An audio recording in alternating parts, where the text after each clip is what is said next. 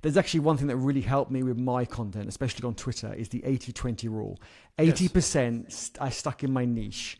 Open source, that was my niche. Open source web development, so JavaScript, TypeScript, etc., and so forth.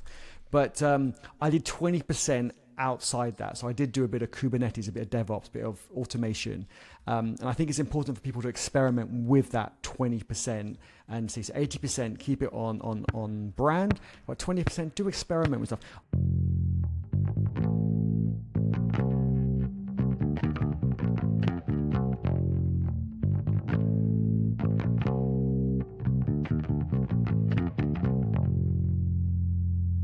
Welcome back to the FreeCodeCamp podcast. I'm Quincy Larson, teacher and founder of freeCodeCamp.org.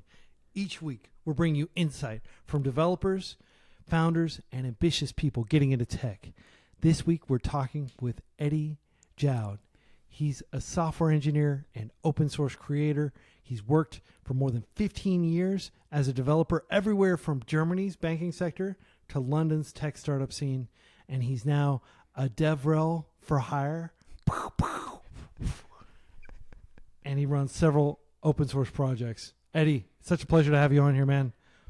Thank you so much for having me. I'm super excited to geek out with you today. I know we're going to have a great discussion. Yeah, man. You're somebody who I've intended to interview for a long time. Obviously, you're like a very big in the open source space. Like pretty much anybody who follows open source probably has heard your name before because you're advocating for open source at different companies. You're teaching people how to use open source. And of course, you run your own open source projects. So yeah, it's like really chill to have you here. Thank you so much. I am so excited. I'm a bit nervous because I'm with Quincy, the founder of FreeCodeCamp. I mean, that's a bit nerve-wracking, but like I said, I know we're going to have fun and it's going to be awesome. You are like cool as a cucumber in front of the camera, man. Like I've watched so many of your tutorials over the years. And first of all, I don't know if you all are watching the video version of this, you'll see that he's got like an excellent camera, excellent lighting, all this stuff. And excellent sound. I'm hoping to learn more about audio video from you because your videos always have like the most just buttery smooth audio and one of the things I really appreciate about your videos is you just cut straight to the chase and there is no fluff. I don't think you do like any intros or anything. You're just like, boom, here's Eddie. He's standing in front of a bunch of monitors and he's going to point to stuff and he's going to tell you how to do something. Right. And I just appreciate that rawness and that directness and, using your literal physical body as kind of like the visual aid and not relying on props and gimmicks and stuff. And just, yeah, it's so refreshing and cool. Thank you so much. I really appreciate that amazing feedback. Yeah. So I have to start with the big question that a lot of people probably ask is okay, you work in open source. You not only make enough money to survive, but you make enough money to thrive and travel all around the world. And whenever I open up Twitter or, just like LinkedIn, I see you kind of on a beach somewhere. You're always traveling and it seems like you're always near a big body of water. Like some exotic ocean locale. And I know you're not some sort of travel influencer or reviewing restaurants or anything like that. You just love working remotely and you love traveling, right? I just find it so creative. I mean, to meet different people, to be in different locations. Yes, I want my focus time when I want to go kind of deep into some work. And I always make sure I have that space wherever I am. But I do love the creative aspect of, being by the beach or being in a cafe and just working with other people kind of there. You've got that vibe. And then you can bounce ideas off people when you're on a break. I just love that. And that's what really gives me the energy and motivation to just keep going. Yeah. Well, I mean, I think a lot of people listening to this would love to just spend a whole lot of time working remotely, asynchronously on a beach somewhere.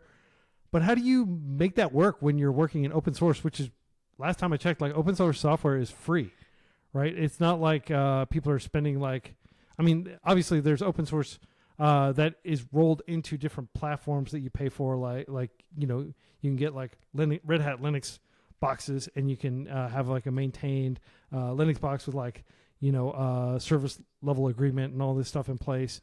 But in general, how do you manage to make it as a developer relations for hire as an open source maintainer? There are so many different ways people can make money from open source. I think there must be a dozen or more. But for me personally, I have a few ways to do it, and I'm exploring other ways. So I'd love to, share and document more of that journey as I explore different ways. For me, creating content is a big way. So there are open source companies that some have funding, some don't.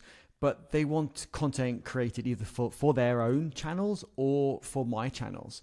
And the reason for that is maybe their team isn't big enough. They haven't got a DevRel team. Or maybe they do, but they want a different perspective, different feedback, different technologies. Because even if they've got a team, they can't do every single language, let alone even JavaScript frameworks and libraries. There's so many. So they like the idea to have those different perspectives. So that's really useful to write blog posts for them, YouTube videos, live streams with them, have that engagement with the community. So that's kind of a big part of what we do. Also do things like public speaking.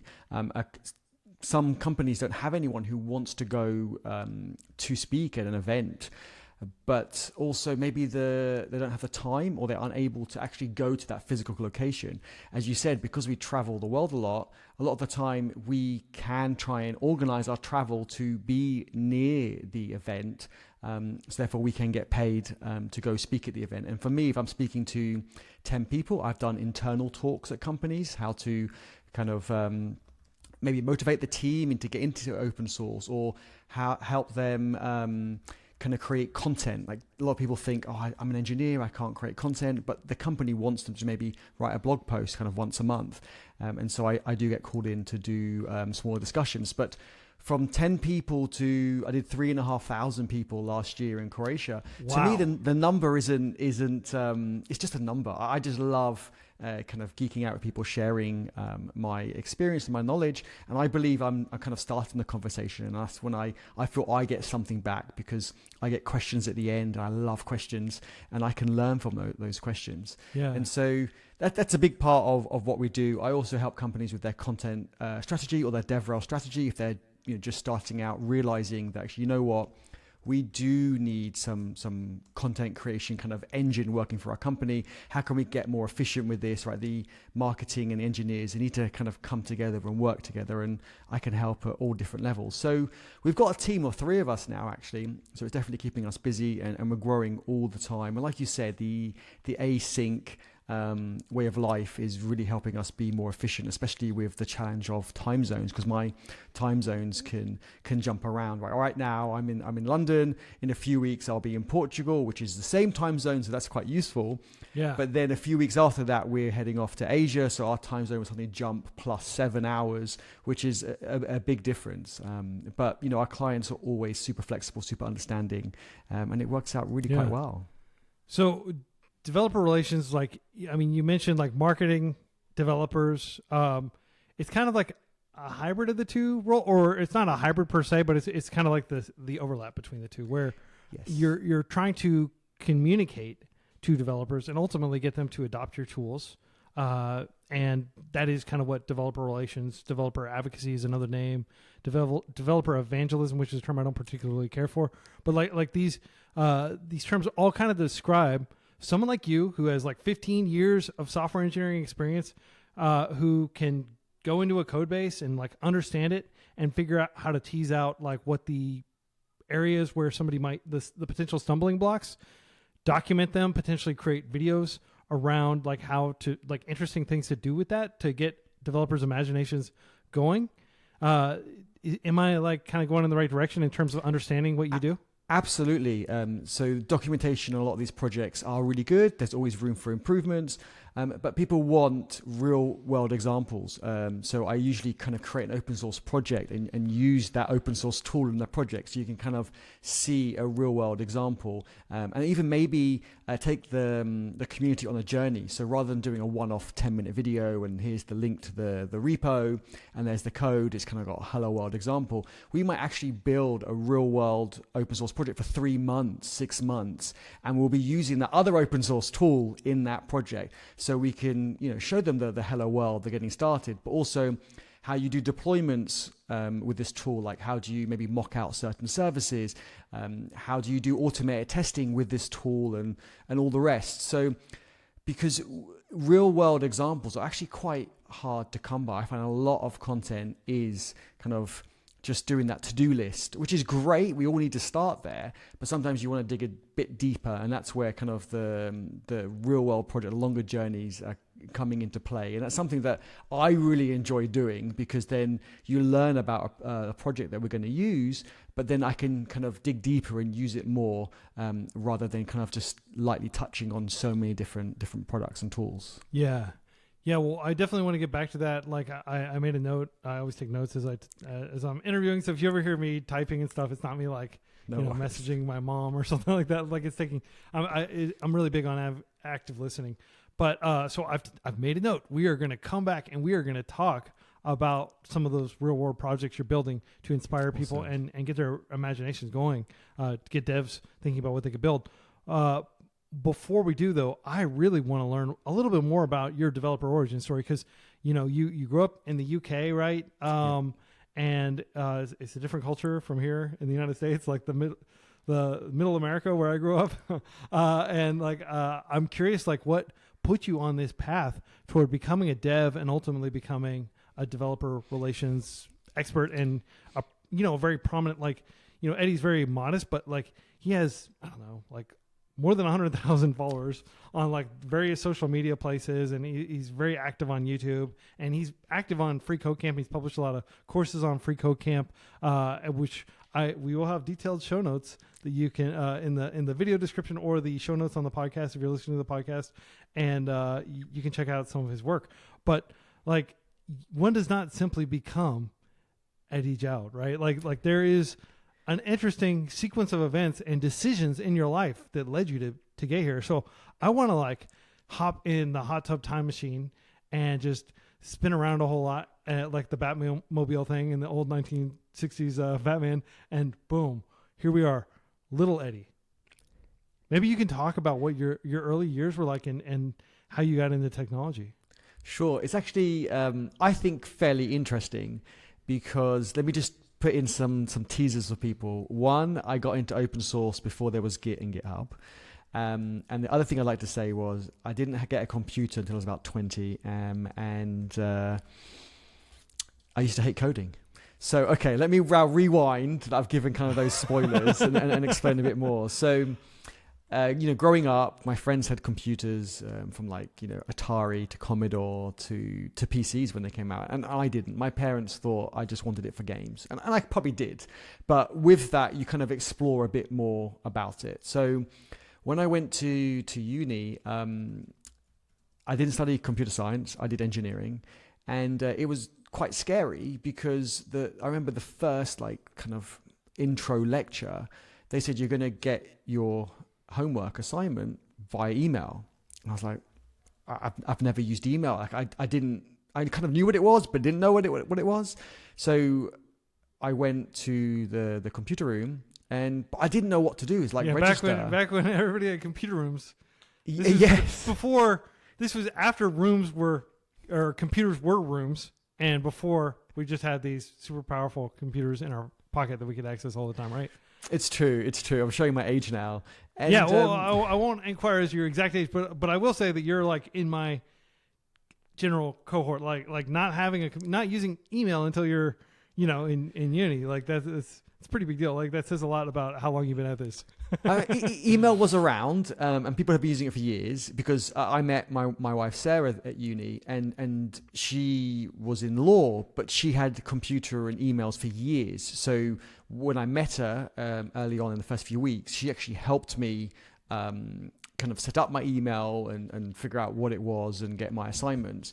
And one of our first assignments was to write a resume, so a CV for people in the UK, a resume for everyone else around the world. Yeah. And I didn't know how to use a Word document. So Sarah helped me create that. Like I didn't know about center align and bold. Like I kind of knew what they were, but I didn't really know anything about it. Never done it before. So for me, that was really, really scary. And I picked it up pretty quickly. I did enjoy it. I got myself a computer. I spent way too many hours on it, partly playing games and so forth. And if we fast forward a bit, I eventually had a module that was to do a bit of coding. And I disliked it. Like, I really, really disliked it. It was like sorting some data, and it wasn't practical. It was very theoretical. And, the years rolled by, and I was using the computer kind of when I needed to, and I enjoyed using it. But it didn't click. It just didn't feel natural. Yeah. And then I actually stayed on I didn't get a very good grade, so I actually stayed on to do a master's to hopefully, improve my prospects in the future, let's say. Yeah. And so I did a master's in electronic engineering, and I wasn't sure what kind of area to do it in. And I actually picked coding, which was really weird. But things started to click. I started to do things a bit more practical, and I started to think, I see the reason for this. That took many years to get there, and I really enjoyed that. But still, when I came out, I thought, I'm not going to work as a developer or an engineer, as a coding engineer, a software engineer. I still thought, traditional mechanical or something like that would make more sense. I could physically see it. So I worked in electronics engineering for 2 years, and I really, really didn't like it. I didn't enjoy it at all. It's not what I wanted to do. And towards the end of those 2 years of working in electronics, a friend of mine from uni said, I'm going to a hackathon in Hong Kong, and I was in the UK, and he said, well, I can share my screen and you can follow along. And I was like, okay, let's see. I changed the color of a button with CSS the first time I did CSS, and I saw it on a web page. And my world changed. I was like, right, this is what I want to do. And then from then, I just took my laptop with me everywhere around the world. I mean, to even recent events. We went, I don't know, when we were last time in Bali, we went to a waterfall, and I took my laptop to a waterfall. Like, my camera, my laptop goes everywhere with me, no matter what. Even 3-hour kind of motorbike ride to a waterfall, I've got my laptop and I got my camera. And so it's just, again, chalk and cheese, like so different. Like I can't even recognize myself back at university when I, was just so different. And now, again, just being so different, like you have to kind of pry away the laptop from me, because I just love collaborating with the community on open source code or open source documentation or anything like that. I just love that interaction, collaboration. That's so interesting that it was totally not love at first sight. And in fact, it was kind of the opposite. It was like tedium at first sight, because the exercise was, as you said, too theoretical. And once you years later, had the experience of actually changing something and having it immediately affecting change on a website, like all the collaborating with the team that was way over in Hong Kong and like doing something that was immediately visible to you, and something clicked, and you started to appreciate the power that was even like basic CSS skills, right? Exactly. Yeah. And so now you've done like a full 180, and from going from not even having a computer, just using the computer lab to do stuff, you're like joined at the hip basically with your laptop, yes. and taking it everywhere. So it's like chalk and cheese, as you said before. It tasted like chalk. Now it tastes like cheese. It was just amazing. And then I taught myself how to code, and so I could kind of, get a job. And I suppose the rest is history. I went from small kind of agencies to, as you mentioned, to bigger enterprises, to government departments in the UK where I needed security clearance that took 6 months to get. It was all very complicated. To banks in the UK and abroad in Germany as well. So it just became so different. And then I loved it so much, but I really wanted to do more, get involved more with the community and help people to get into coding and to upskill if they're in coding, like to show them that coding is a small part of what we do. Having worked on, big projects, like big government projects, I realized that the coding is important, but it's only a small part of it. We need to be able to collaborate with other people in the team. We need to be able to communicate efficiently with other people in the team and other people who are maybe in the wider team as well. Using Markdown to help communicate that message. No one wants to be presented with a wall of text. Right. You need to use those titles, those lists, those code blocks with syntax highlighting, just those things, just the DX, the developer experience is, or even the user experience, whoever it is super important. And so I started going to events, and I started speaking at events, like small meetups. And it just kind of grew from there. And I think, one client said, "Oh, can you go and talk at this event?" And I was like, "Yeah, sure." And I used to hate public speaking. I couldn't even speak to my team. Like, would you believe this? Probably not, but I couldn't even speak to my team. And it took years of practice to do that. And I'll give you an actual example of how scared I was speaking to my team. So no joke. I remember in maybe my third role, there was 4 of us around, kind of like 2 people were facing us and we were facing them. And, we would always kind of look at each other's screens, and I had no problems with that. And I remember one lunchtime they said, one day, can you look at this library and see if it's worth us using in the project? Had a look, it was great. So I said to them, yes, I think it's a great project. We should use it. They're looking at my screen. They went, "Oh, this does look really good. I like the example you've done. Why don't we go get lunch? And when we come back, we can just go into that meeting room and you can give us a bit more of an explanation, show us what you've done." Bear in mind, this is the same 3 people I've been sitting with for the last year, and I was just demoing to them, and they just said, "Let's just go in the room next to us so I can put it on my computer on the big screen and we can see it a bit better." So there's no one else involved. It's still the same 3 people. So it's just 3 people you're really comfortable with in theory, and you're really like, you've just been hanging out with them. Exactly. But what happens? And I'm showing them the same thing. I was just excited to show them. So I'm not showing them anything different, but now they've made it formal. I start sweating. Everyone goes for lunch. I can't eat. I've gone to the bathroom like 20 times. Like, I am so stressed. And looking back, it just seems really strange because it's the same thing of what I was doing now, but they've made it formal. And for me, that was really hard. Yeah. So I kind of stuttered, I mumbled, and I was sweating. I was kind of hungry, low blood sugar. It was just a real mess. And they could see I was uncomfortable. So they said, after about 30 minutes, well, actually maybe less, 20 minutes, they said, "Thanks, Eddie, we'll take a look." We went back to my desk. I went and got some lunch now. I kind of calmed down a bit. And later on that day, they said, "Anything else you want to show us?" Like, "Yeah, come over, look at my screen." And I would show them. And it was just so strange that it's the same thing, like 99% the same. The only difference is the big TV and having walls around the 4 of us. So yes, and now going back to, like I said last year, to speaking in front of 3,500 people on a 360 stage, which was a bit strange. 360 stage, like people are all around you. Yes, and me being a bit silly, they said, "Do you want to come the day before and have a practice?" I'm like, "No, I know open source pretty well. I'll be fine. I love my talk. I love open source. It'll be fine." So I turn up and they're like, "Right, you've got a 360 stage." I'm like, "Okay, how does that work?" Like, I was just couldn't even like picture it. And they said, "Well, just be careful when you go up, you don't fall off one of the sides." I was like, "Okay, this is a bit strange, but it's going to be fun." And then I got up there and I gave my talk. I had a great time. And I'm used to pointing at the screen behind me, but because it's a 360 stage, I'm like under the screen and there's 3 screens kind of like in a triangle above me. So actually, the screen's on the floor in front of me. And that was a bit jarring at first. But it was okay. And I had to remember to talk to all sides rather than just talk to one. I had so much fun. I'll do it again in a heartbeat. It was brilliant. But to come off stage, like, how many people are there? Like, how many, seatings do they have? Because it wasn't full. It was probably about 75% full.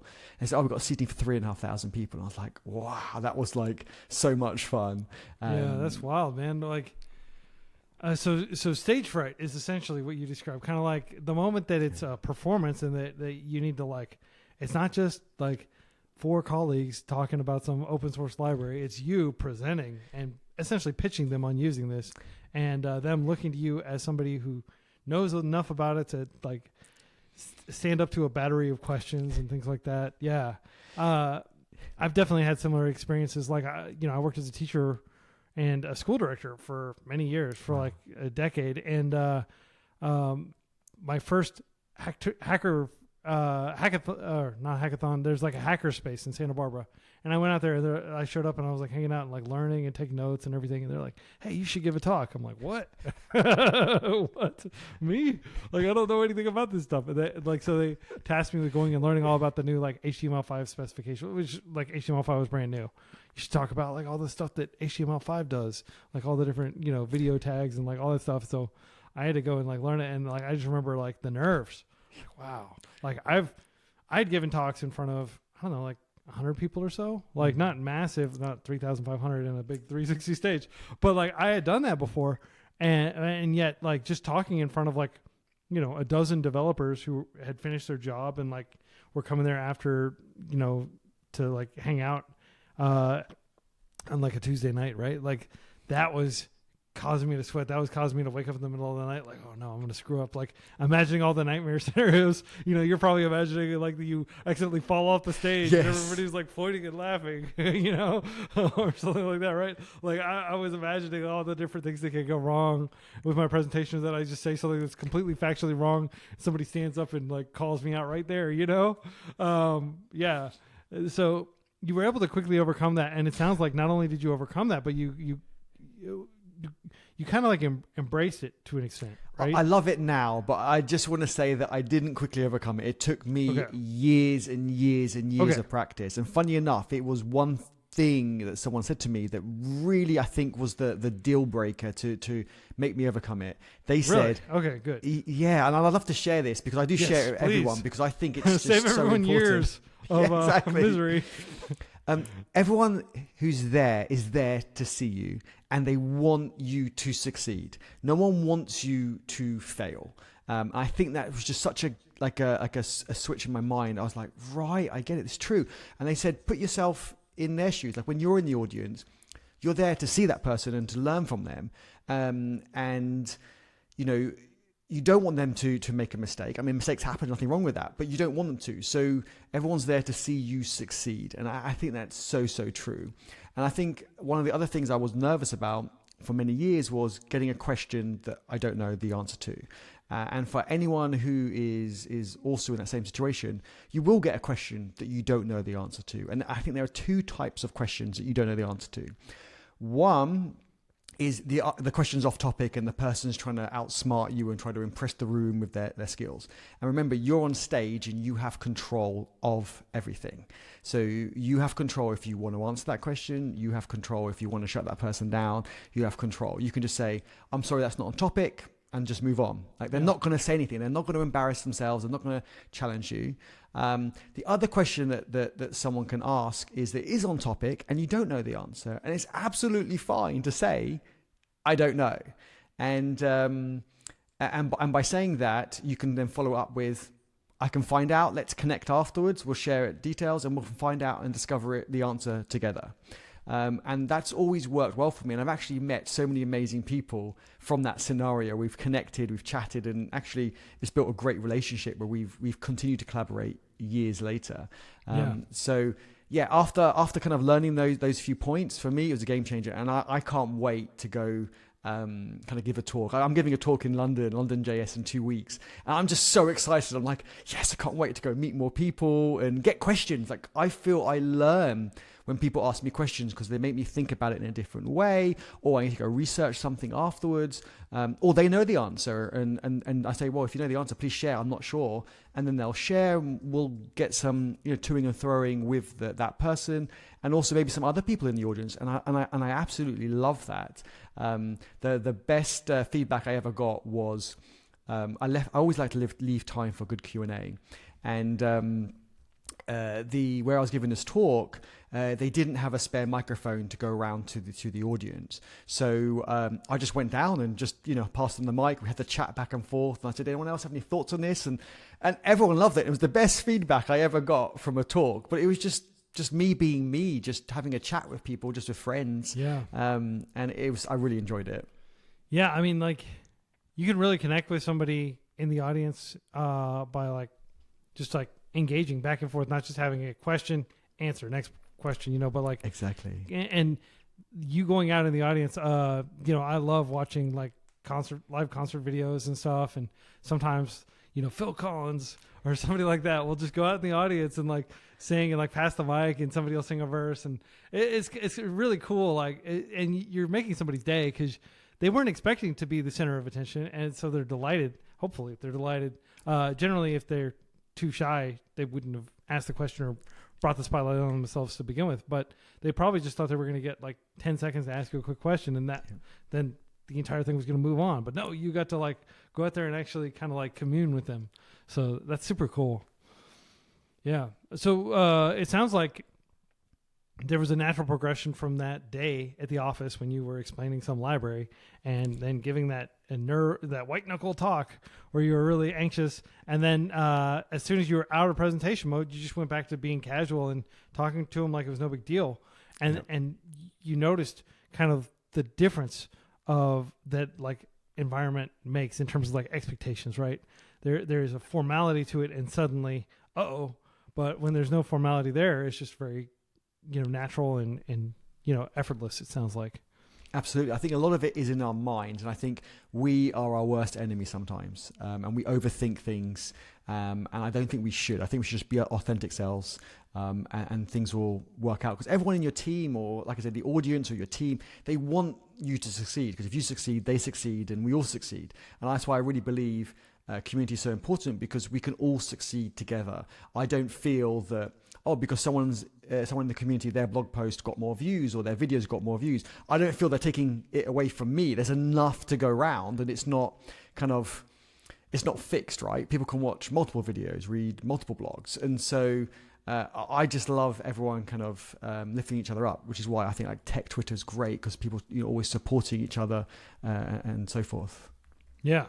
And Twitter is a place like we can definitely pivot to talking about like strategies and tactics you've used over the years, because you have built something from basically nothing, in terms of like you had this relatively successful developer career, and you went from that to now having a corpus of hundreds, if not thousands, of like these short videos, like these 5-minute tutorial videos that you published on YouTube, and having a huge number of people who read your insights that you share on Twitter, and having a team of 2 other people who help you essentially go out and do this for different companies. You mentioned helping a Croatian company.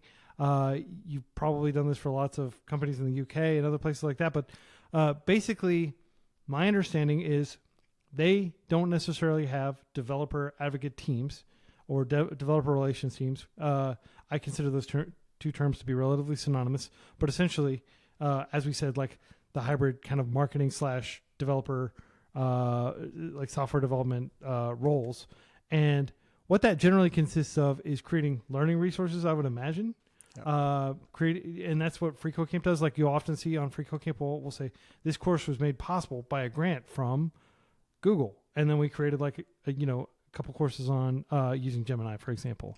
That's one example of some recent ones, or Microsoft, or a lot of smaller companies work with us as well. We did like a course with Cloudinary a while back, which is a CDN company that also has some pretty cool AI tools. And the way it works is they give us a grant, and it's like we have total control over that, like what the ultimate course looks like. We'll share a course outline before we start scripting, filming, editing, publishing, publicizing, all that.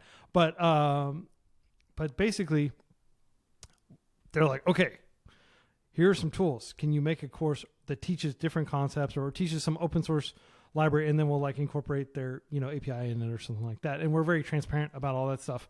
But basically, those grants help our charity continue to sustain itself, because our charity, we have like more than 100 servers, and we've got a lot of teachers on staff and all that stuff. And like the donations help a tremendous amount. We have more than 10,000 kind folks who donate each month to FreeCodeCamp, and that is probably at least a third of our budget. But we still have to go out and get grants from these organizations in order to. So I kind of know a little bit about developer relations, in the sense that we help create courses around some of these tools for different companies. But that's really the extent of my knowledge. Maybe you can talk a little more in detail into how you got into this, and like what was the progression from working as a developer to working in developer relations. Sure. I mean, I think the content I make, it sounds very, very similar to you, but we'll get to that. So we'll take a step back and see. So I was working at a bank, and they said, look, we want someone to give a talk about open source and why it's beneficial maybe to open source this R&D project. And I said, yeah, sure. That's my domain. I was recommended to do that. So I did that in addition to the work I was doing. I was contracting for them, so they paid me extra to plan that talk and give that talk. And I thought, okay, well, maybe that could be another revenue stream to try and do what I enjoy, because by then I was already creating YouTube videos. I was already giving talks at events, like small meetups and so forth. And then shortly afterwards, a company, an open source company, big company in the US, messaged me and said, look, can you create a tutorial using our open source database? And I was like, sure, no problem, And they said, what's your pricing? And I was like, okay, I haven't charged anything for this now. It's my first one, so I had to think about pricing. And so I did a few videos for them, and very similar to your situation, that they just give me a very kind of light touch brief, and I just build kind of the project that I want and do it in my own voice and my own opinion, and it's not salesy at all, because no one wants to be sold to, and that was like my first kind of content that got paid, and that was really exciting. I was like, I really enjoyed that. Maybe I could go part-time on the coding side and part-time on the content creation side. So I started kind of slowly pivoting over, and so I started getting kind of a few more paid videos, kind of like one video a month, very, very light. And then that same client said, well, you're quite active on Twitter, you've got an open source community on Twitter, can we pay you to just tweet about a technical tip about using our database, and whichever one your favorite feature is, and however you want to write it, just keep it in your voice. And I was like, I don't know what I'll charge for that. So I had to again think about that the first time, and I put up a pricing page on my website, and then more started coming in. I think that was the biggest tip I'd give to people is list your services and list your prices. You can always kind of go up later on, but the two benefits of having that listed is people can see the services you offer, and two, you kind of can rule out the people that want to pay you like $1 for an hour video, for example, and also the people who do have budget, or, more appropriate to your content. They can just see what it is what it is, and they can get in touch if they're happy. I mean, for me, putting the pricing out there just really improved the conversion and reduce the noise. So that was really, really good. And another tip I'll give is one thing that really took us to the next level was another client came along and said, right, I see you've got pricing for single videos and single LinkedIn posts and LinkedIn tweets and stuff. Can I just buy a package of like 10, and then we'll just, as we discuss ideas, you can just kind of add them to your queue and get them out. So I didn't want them all done in 1 month, but kind of over the next 6 months or something like that, or a year. And I was like, oh, that's a great idea. So I put packages on my website, and they sold like hotcakes, as we say in the UK. So that's when I started growing my team. I started getting a full-time video editor. Sarah left law to do all my contracts, because that's not something I really enjoy reading or look. I don't really understand it. I don't want to do the code, right? I want to do the fun stuff. I want to collaborate with people. So Sarah left law and came to do all my kind of legal stuff, which was great. Wow. So you've got basically like a trained lawyer doing everything for you, like helping you navigate Absolutely. the kind of small business aspect. Absolutely, because some organizations, especially the bigger ones, they have big contracts, but they don't quite make sense. Master service agreements. Yeah, but some of them don't make sense. They say, when you come to our building, you'll have to do this and check in with security. I'm like, I'm never going to go to your building. You're in Israel, or you're in America, or you're in Singapore. Like, it doesn't make sense. So Sarah would tidy up all their contracts for them and say, look, this is what we're happy to sign from your contract. And then with the smaller companies, they don't have one. They'll just say, oh, write one sentence in an email. And we need to protect ourselves. So Sarah would have a template that we would use, that she drafted, and then she would tweak it to the right customer, what the deliverables are and the payment terms and so forth. It just makes everyone's lives a lot easier. So as we grew the team, things started becoming a lot easier. I can start focusing more on the technical stuff, the content creation, the collaboration with the community, and that just made it more fun, because if I just kind of give a theoretical graph, as it were, as I started pivoting from 100% coding to say 50, it wasn't quite 50-50, but just for simplicity, 50% coding, 50% content creation that was involved in coding. I started enjoying it more. But then as there was a lot more kind of back and forth with clients, organizing calls, reviewing certain bits of information, this and that, I started to enjoy it a bit less, because it was taking me away from what I wanted to do. But then when I got a video editor on board, I got Sarah on board to do those things, I started enjoying it again, because I could then just focus on Yeah. what I enjoy doing. So I started enjoying it again, really. So and now I love it. It's just so much fun to do all the exciting things that I do. So I recommend to anyone, as you start, kind of getting regular cash coming in, I would say outsource the parts you don't enjoy, because then that way you can do more of what you enjoy and hopefully bring in more money as well.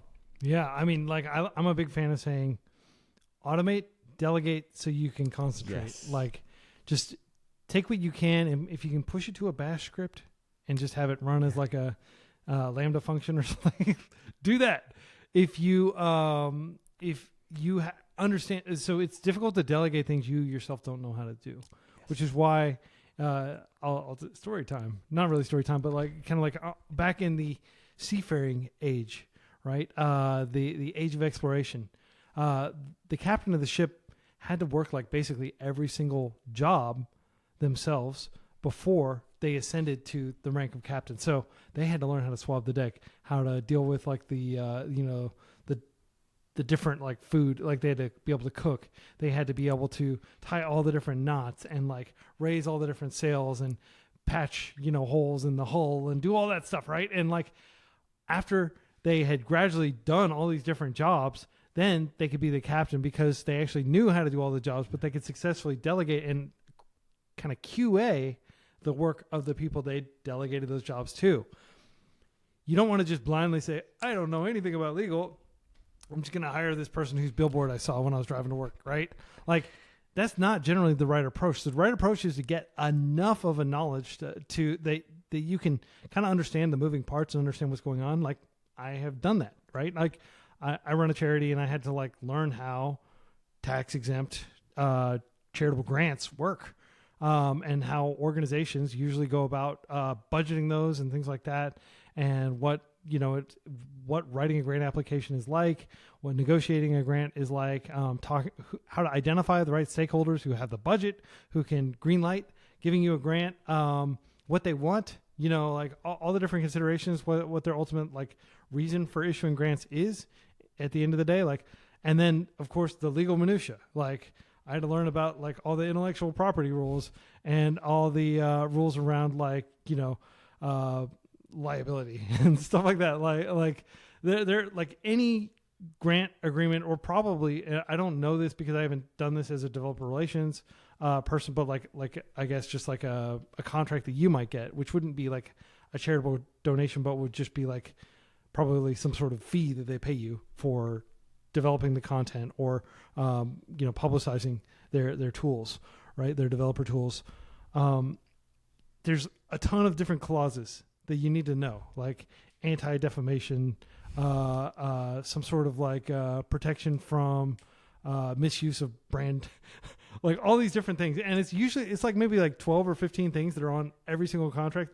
But just taking the time to actually read this, I read every word of every contract I sign, right? And then if I don't understand something, I pull in a lawyer.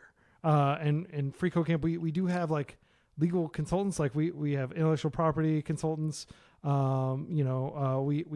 do have like kind of like general business law consultants, and I'll just call one of them up, and they're very expensive. So I already know exactly what I'm going to ask them, and I'm like, hey, this should be like, half a billable hour, right? Like 30 minutes billable, right? Like, okay, I just needed the answer to this question. Please help me, and so that way I can reduce. It's not like we've just got like a chief legal officer, yeah. Right? You are lucky because your wife is a lawyer, and she may not have expertise in all these different areas of law, but she probably has a sound foundation in like contracts, which is like that's the first course you take in law school, is my understanding, at least in the US. Absolutely. I mean, she worked in law for over 15 years and she was a partner in a law firm of 500 people. So she's also got a great network. So therefore, if she doesn't know something, and she can't know everything, of course, she can research it. She can reach out to her network and they can advise her. And then if she still needs more, she can say, look, like you said, I need 30 minutes of your time. Let's get this done properly. And then she'll have it and she'll understand it for next time. So we're always investing in our I experience it, like we do in tech. When we learn something, we invest in ourselves, and the same with law. So that is super, super beneficial. And when the big contract comes in, like a big fat one, she could deal with it. I don't even look at the library until she's happy with the contract. Yeah. I'm like, all right, great, I can now look into the library. That's great. So you've identified like, okay, is the deal even going to go through? Exactly. And Free Code Camp, we're like similarly, we wait and we don't start actual development in earnest of a course until we've actually received the funds. Exactly. And we ask people to give us all the funds up front. Like this grant should be, paid in full before we start working on this, because we don't want to get ourselves in a situation where they're like withholding half the income and like, throwing all these different edits.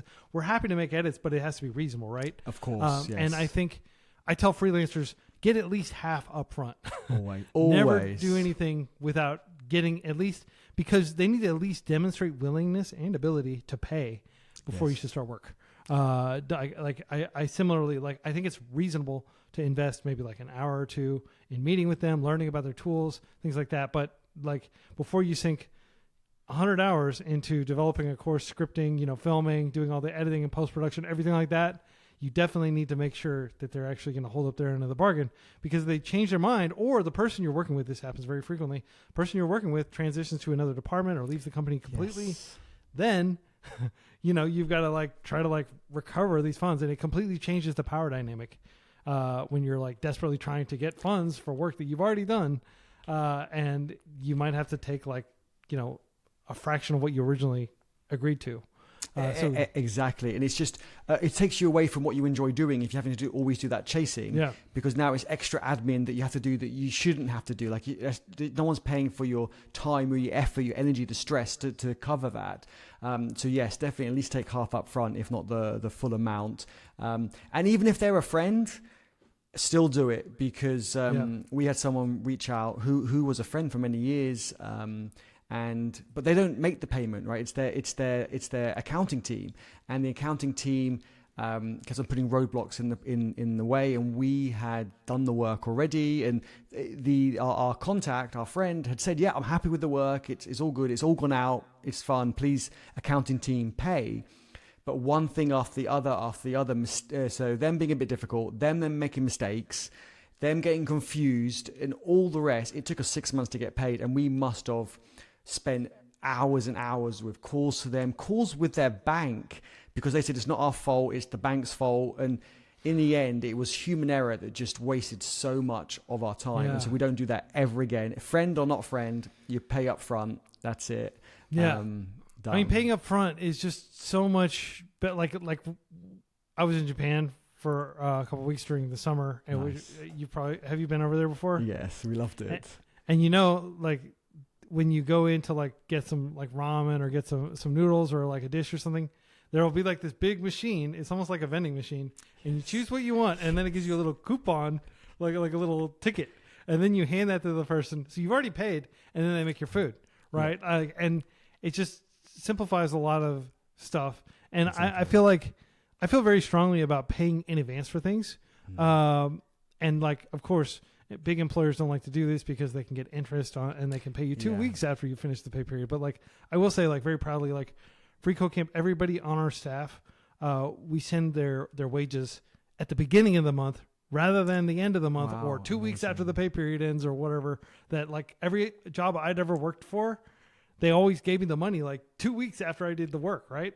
And I thought that was outrageous, because I've got rent to pay, I've got like a whole bunch of other things. I need to be able to get groceries. So I feel very strongly that people should just get used to paying in advance for things. And of course, like we've done like more than 70 courses for different organizations over the past 3 years. Where they give us a grant, and we developed and we did the NPR style language. This course was made possible by a grant from the, XYZ developer tool company. We've never had one that fell through.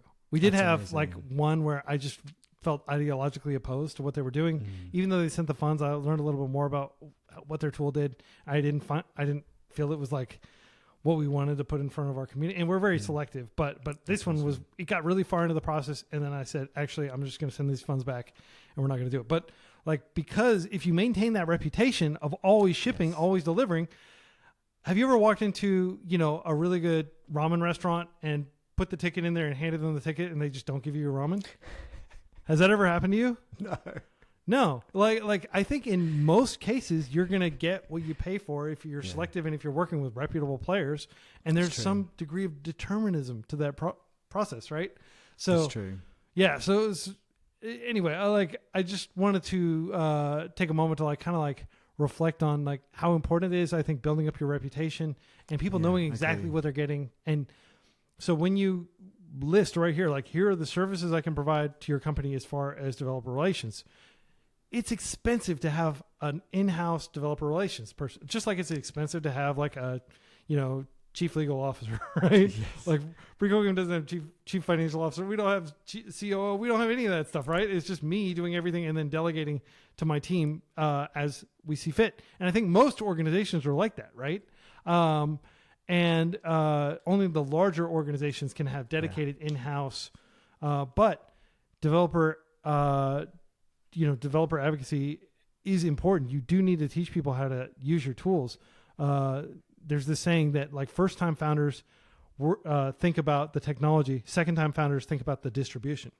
It's true. It makes sense. Absolutely makes sense. Developer advocacy is distribution, right? It's how you get the tools into developers' hands, how you get them to care about your open source library when there are 10 other libraries that do comparable things, but may not do them in quite the specific way that you do them and might not do them quite as well.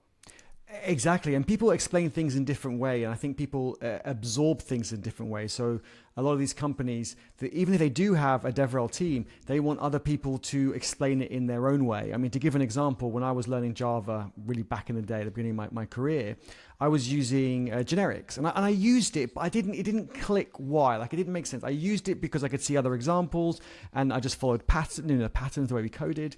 And I remember asking all these seniors and they'd give me all these complicated answers. I still don't get it. I remember standing at a conference in the queue to get lunch, and it was a Java conference, and I was asking the person next to me, and they said, I've only been in Java for a year. I said, oh yeah, me too, and I'm really struggling with generics. I can't ever use it, but I don't get it. And she said, oh, my thoughts are this. I was like, that makes so much sense. Why hasn't anyone said that before? It just made absolute sense. It clicked. And I was able to code so much better after that. And so I think having different people explain things in their own way and is really, really important. And that's what a lot of these companies do want. That's why they give a very light brief. Like you said, they just want awareness of their product. Maybe specific features. I think a lot of our clients say, well, use our open source tool, and maybe use this feature in any way you want, but mention this feature and use any of the others that you like as well. And so that way, there's that one feature that might be new, and they want more feedback on it or something like that. So, yes, I think it is important. I think a lot of people also think if they want to create content or document their journey, which I recommend is a lot easier than creating content, but the result is the same, right. Don't think that, someone's done this 100 times before. No one's going to want to hear from me or learn from me. You will help people. And if you can help one person, you've won. You've succeeded. I can just help one person every time. I'm so happy. Yeah. And that's something that I think it's the most common lament that I hear from people who are trying to create a developer blog, or just write on, Hashnode or, maybe publish an article on the FreeCodeCamp publication about some specific tool. We just published an entire course on DaVinci Resolve, the video editing tool, for example. And you might think aren't there other DaVinci Resolve courses out there? Are they, of course there are. There's a course on everything. There are so many people out there creating courses. There's I don't know what this statistic is very old, but it was there's thousands of hours of video uploaded to YouTube every minute, right? And so just by virtue of having all that stuff uploaded to YouTube, of course they're going to have something on pretty much every topic, but you can teach it in a way that makes sense to you. And if it makes sense to you, it probably makes sense to some other people out there that think the way you do, right? And so that, having written 500-ish tutorials over the years myself on the FreeCodeCamp publication, I've kind of come to that conclusion. Sometimes, my bash scripting tutorial.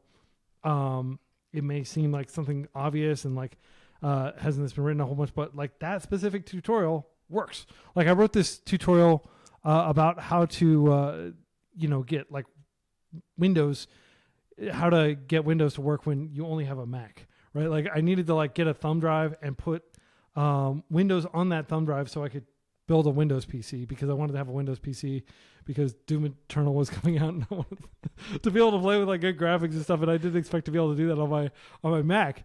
And so like I wrote this tutorial and I just documented everything I did, this process of getting like this ISO and putting it on the thumb drive and using all these different tools to get it on there, because the idea, like the documentation from Windows is, okay, put your thumb drive into a Windows PC and then install like all this stuff. And I'm like, I don't have a Windows PC, but it is possible to do it on Mac.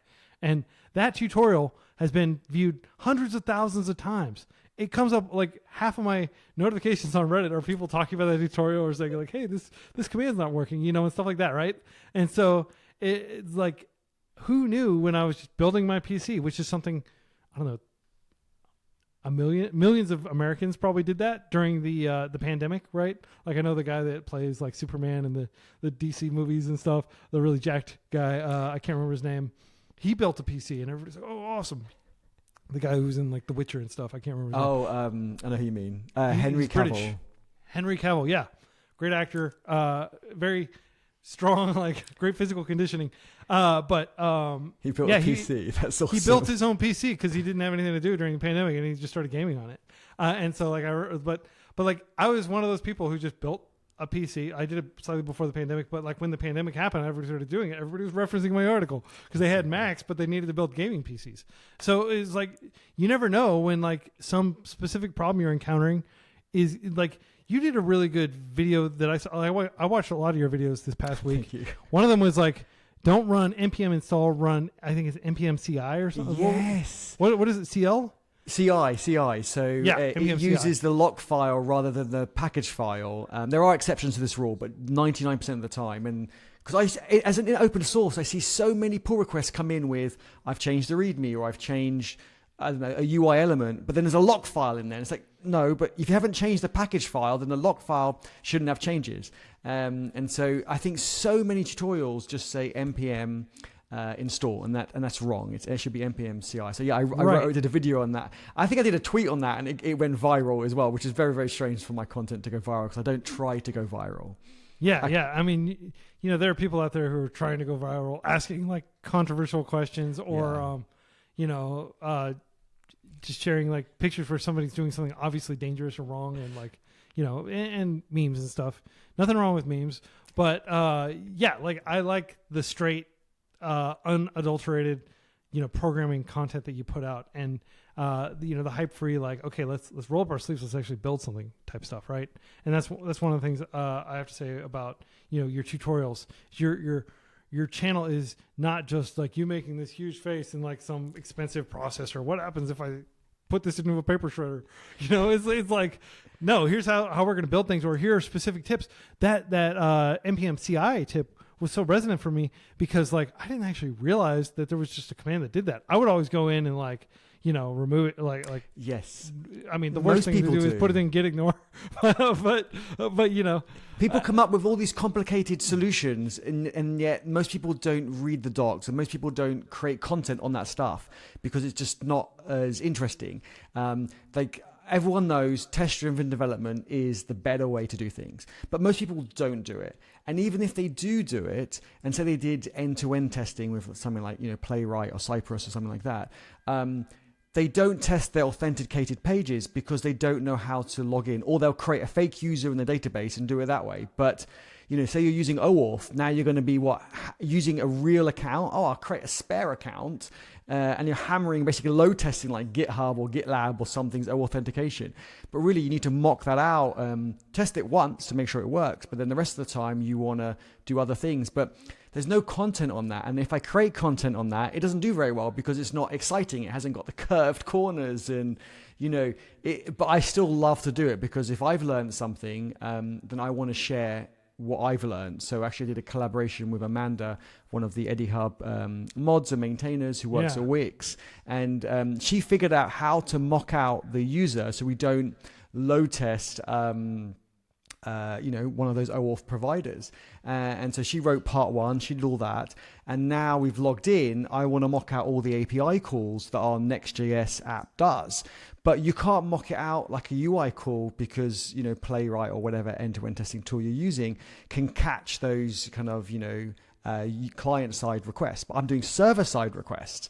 So I had to figure out how to do that, and I've learned that. I'm actually going to create content on that at the moment. It's just in draft at the moment. Because I think it's so important that you don't just hammer GitHub or whatever. Because I hit the rate limit on GitHub, and people are saying, "I'll just put a private token in." I'm like, no, like this is just like so wrong. So I should just, make those requests once, save them, save the JSON files, and then I can mock those out. So it was super interesting for me to do that, and I can't wait to share that with people, which is why I say to everyone, don't try and create content. One, it's less authentic. One, it's more hard work. Yeah. Like as you figure things out, and as you will in tech, document your journey, and trust me, it will help someone else. Yeah, 100%. I think people look at it as this, daunting task. Like, oh no, I've got to create enough content to go up on my, in a buffer for like the next 10 years or something like that. Like, and it can feel like if you think about it, like you have to bathe every single day, but that's a day by day thing. If you think of the crushing weight of like, oh my goodness, it's like, I'm going to live for like another 10,000 days at least. And that's 10,000 baths. Think about all that time having to scrub and stuff like that. Like it can drive you crazy, right? But if you're just in the moment, like, oh wow, that's interesting. Learning in public and taking your learnings and kind of packaging them where they're much more accessible than if you were to just literally like, oh, let me dump my logs and throw this on GitHub Gist. Like, no, don't do that. That's not the worst. Sometimes that is helpful, but what is a much better thing is to take the time to go through your logs and like maybe like pull out those commands that you ran and then put a little bit of text about explaining why you did what you did, right? And what it's doing. And writing tutorials doesn't have to be hard. Like, some of the most popular tutorials on freeCodeCamp, which has more than 12,000 tutorials, are like, 300 words long. And they're just basically like explaining like, awesome. Some Linux command, right? Oh, I've got some ideas now of things. Because I've got a list of blogs coming out. I'm thinking, you know what?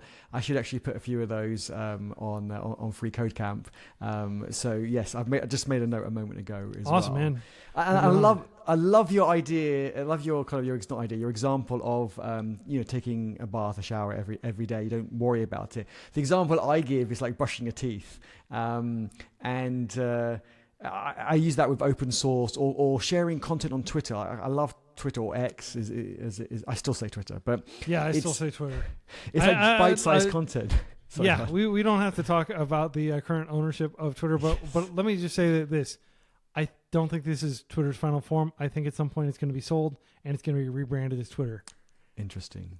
Okay. Yeah, I think that might take a few years to happen, but I don't think it's just going to die as X. No. Like everything eventually dies, right? Yahoo eventually died. Yahoo's still alive technically, but like MySpace, Friends like, Reunited, there's so many. Yeah, eventually like people are just going to go, anyway, we don't have to talk about that. but what you were saying about Twitter. Yeah, so I was just saying that people, I think, overthink it. Like, right, okay, I need to make a tweet today. Or like you were saying, I need to plan ahead. Like, I plan ahead my tweets, but I'll get back to that in a minute. But think, all right, I need content for the next week. I think people overthink it. And I say, think of it like brushing your teeth, right? You wake up in the morning, you brush your teeth. You have a great day, a bad day, whatever it is. Before you go to bed, you brush your teeth, and you don't think, oh my god, I need to brush my teeth tonight, or oh my god, when I wake up tomorrow morning to brush my teeth. You just do it. You do it for the few minutes it takes, and you move on. And the other flip side is you don't not brush your teeth for a whole year and then go, you know what, I want to brush my teeth the entire weekend this weekend. It will fix it. It doesn't work like that. Yeah. And it's the same with creating content, documenting your journey, contributing to open source, or learning for your career. You can't do it all in a weekend. You just have to do it little and often, and that really adds up. I mean, going to the gym's another example, right? You just, I know you're really fit and you go to the gym, like you work out every other day or however often it is. You've got your routine and you do it. You can't not work out for a year, join 10 gyms and work out an entire weekend. It doesn't work like that. And it's the same with the content. So I tell people not to worry about it. If you document your journey, then you will have more content than you can put out. I only put out about 40% of my content because I just have too much. And I tried putting it all out for like a month, 2 months, and it actually had a negative effect. I think it was just too much saturation. So people want to find that balance. And that's why I schedule my most of my content 2, 3, 4 weeks ahead. Not because I'm planning ahead, but I had so much content I was able to create a bit of a buffer. So today I've learned something new for sure, but that would just go on to kind of the end of the queue and it'll come out in 2 to 4 weeks time. And so once you've kind of got that queue, it just becomes a bit more natural. And if people want like actionable steps, you need to be authentic with your content. If we take Twitter as an example, if you really want to grow, you need to be consistent. You need to feed the algorithm, not the trolls. Ignore those trolls. Just get friendly with that block button. Like if someone's challenging you, I actually think it's important to engage in that conversation. If they're doing it professionally, I learn a lot from that and I make a lot of new friends that way. But if someone's being a troll, it's clear they're being a troll. Block, done, forget it and move on.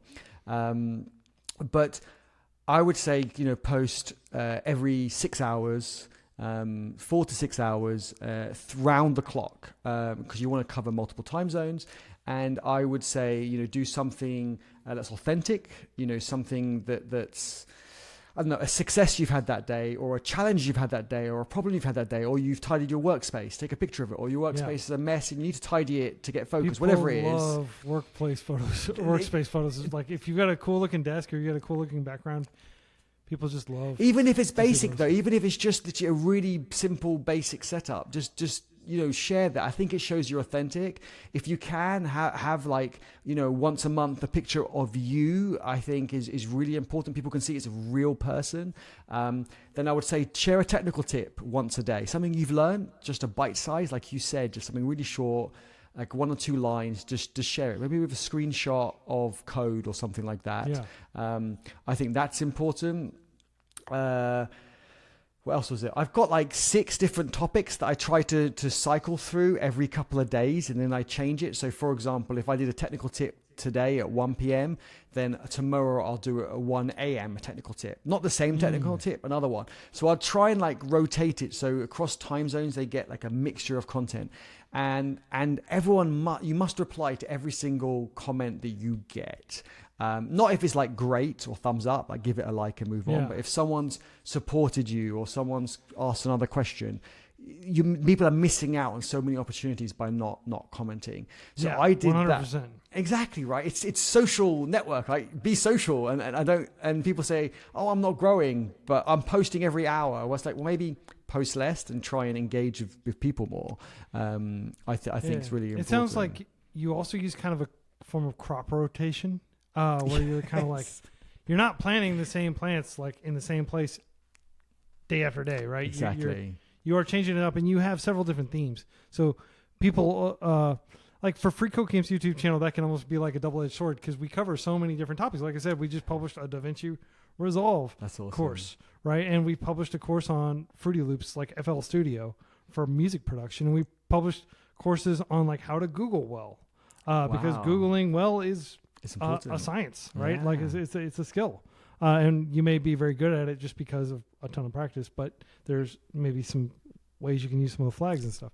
But because we cover so many different topics, people are like, oh my goodness, like this isn't relevant to me. Like I'm not looking to learn how to become better at Googling right now. So that can become kind of challenging for our channel. Sure. And a lot of times people will be like, hey, why does the freeCodeCamp YouTube channel have nearly 10 million subscribers and yet they're only getting like 30,000, 40,000 videos? The main thing to note is a lot of our videos are not relevant to a lot of our subscribers, but some of them are extremely relevant. Yeah. But we just put everything out there because we're a big community. And, but if like with my personal I guess the way I communicate, I can take a break, just tell you that, because you may not know, and the audience may not know. So every week I create an email newsletter. I'm going to do it today. I meet with Abby, who's the editor of the FreeCodeCamp publication and who does our social media. And essentially we take 5 of the resources we've shared, and I think about, okay, which of these resources is going to be the most generally applicable?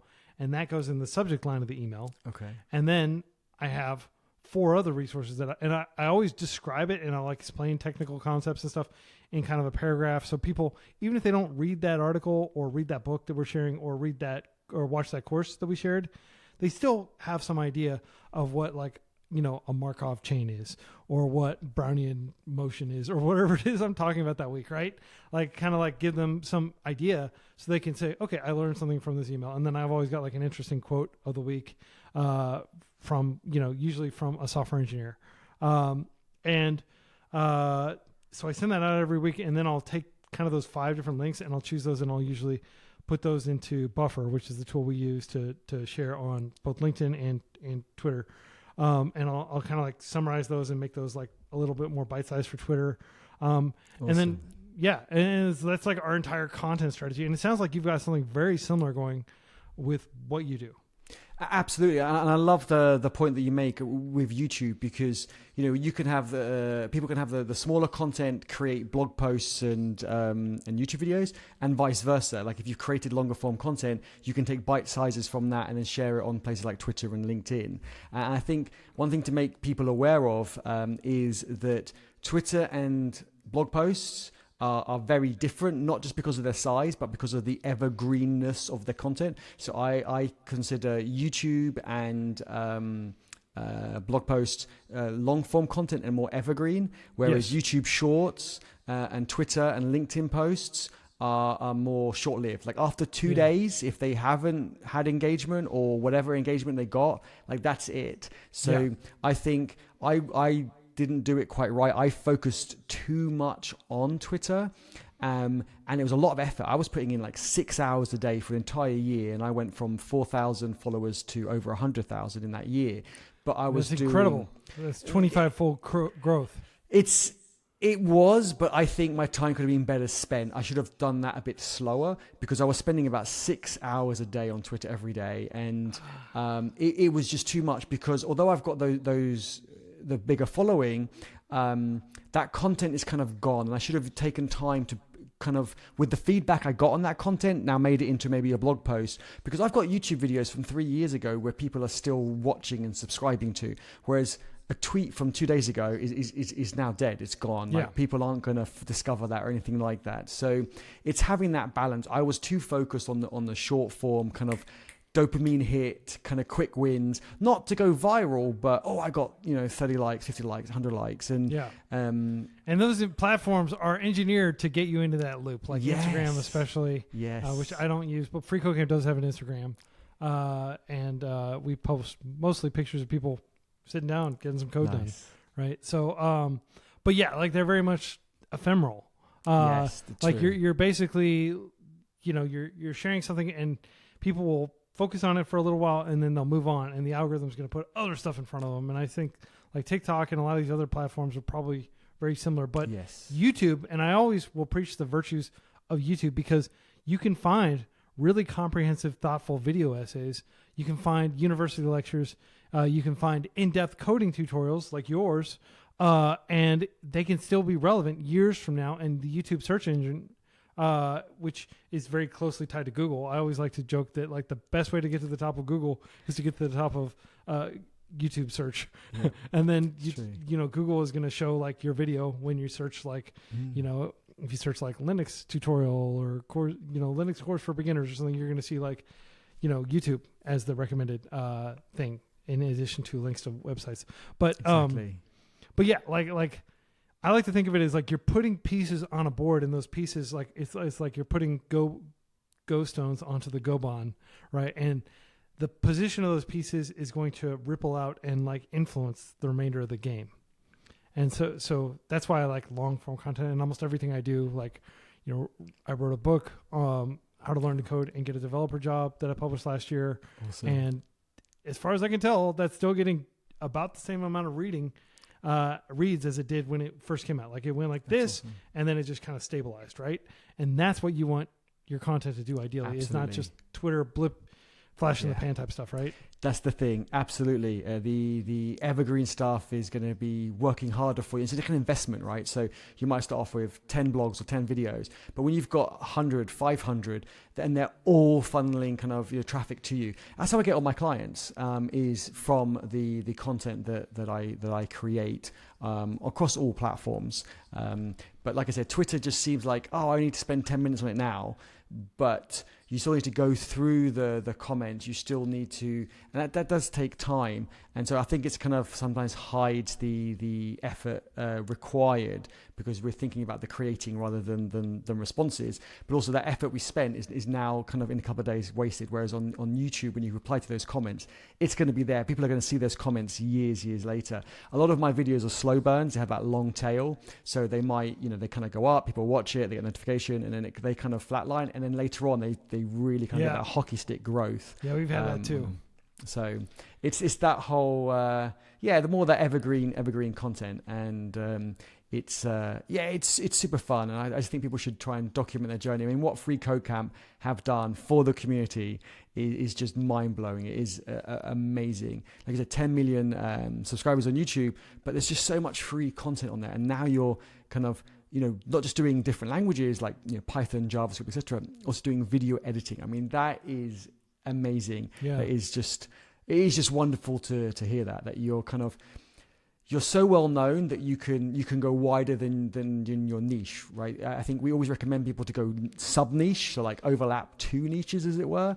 But as you get more popular and people become more aware of your content, you can go wider, and it's amazing that freeCodeCamp can go that wide, and I think it's just awesome. And what we've discovered is like obviously like freeCodeCamp's core mission is teaching math, programming, computer science, English, right? Those are the 4 topics that we teach.